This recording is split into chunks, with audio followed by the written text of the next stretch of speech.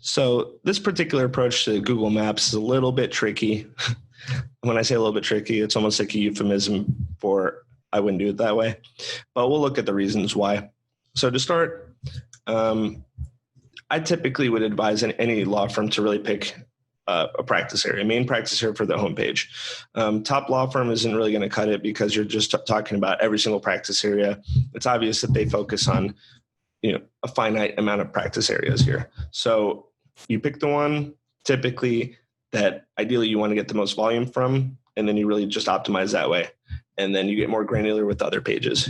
I don't think anyone in particular wants to just rank for lawyer, because if in an ideal world, whatever you're doing worked and you ranked for lawyer, I could imagine you'd be inundated and just overwhelmed with irrelevant calls.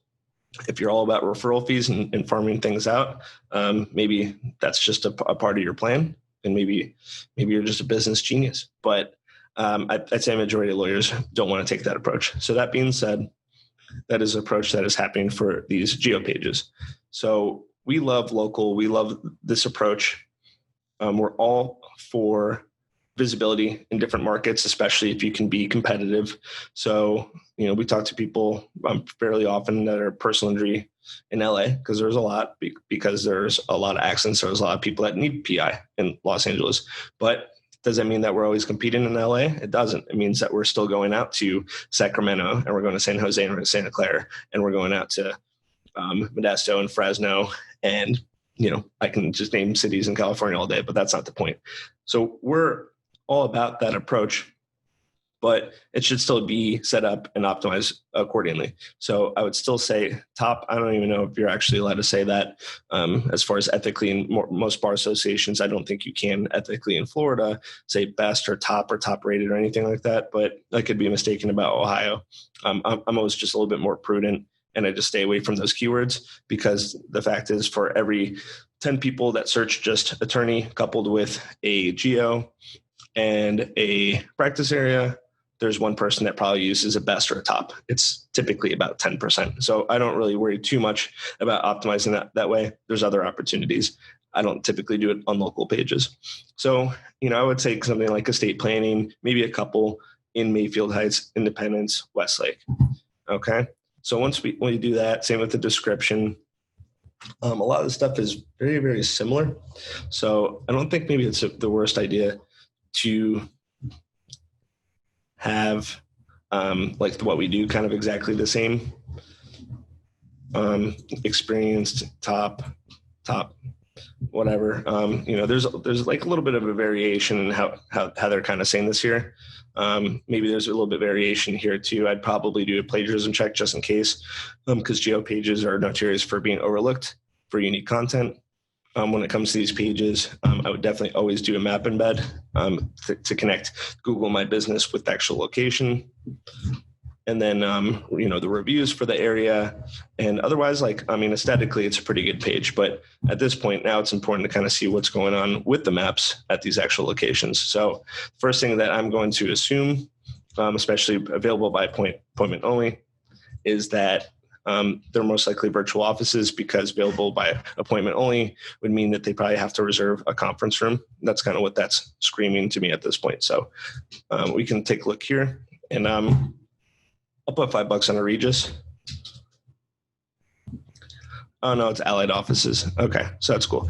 But it's definitely a virtual office, as I mentioned. So I get $2 out of the 5 that I bet, right? Let's try this one. Oh, it already says PS executive centers, but that doesn't mean that there isn't a Regis, Da Vinci, or Opus in here. So could it be one of the two? No, it's just straight up. Oh no, it's another Allied offices. So this PS executive office works within that. So we can do that. And I'm not trying to belittle anyone that's doing this. It's just, this is how people have been doing it forever. It's just, I guess I've just done it for a while. So it's just some things I expect to see. So I didn't see anything that associates them with that area.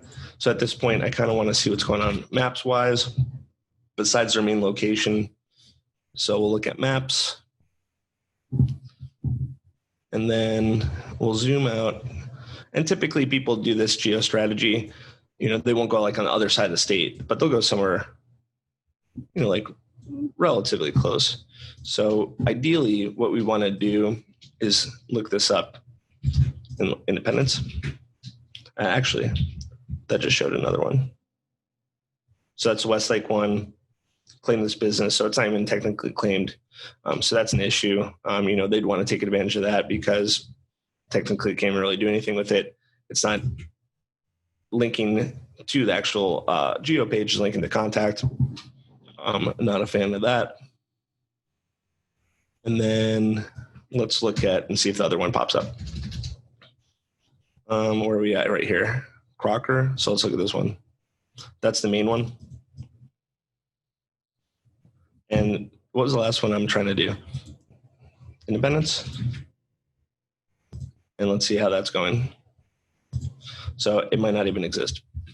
So, if you're going to have it listed, I would definitely take the time to set it up properly because geospecific strategies, especially coupled with local and virtual offices or just a suite. If you have a good marketing budget, why don't you just get an office? A virtual office could be $50 to $100 a month. Actual location could be $500 to $600 a month. But, if you're going to use it and people are going to come in and you really want to grow appropriately and give it 100%, that's one way to do it. So, if you're going to do this geo strategy, I would be aware of, offices like this existing and then not really being visible. You don't really want it to be an afterthought, especially if people are looking on the website and maybe expecting it to be there. You want to give it 100% like everything else. So that's some of the things that I look at as far as audit goes at this point. And when I resume, I will actually be at video 42. So enjoy the other videos up until that point, but you're going to be enjoying this, with the Ryan of 2 months ago, I guess. So we'll talk to you soon.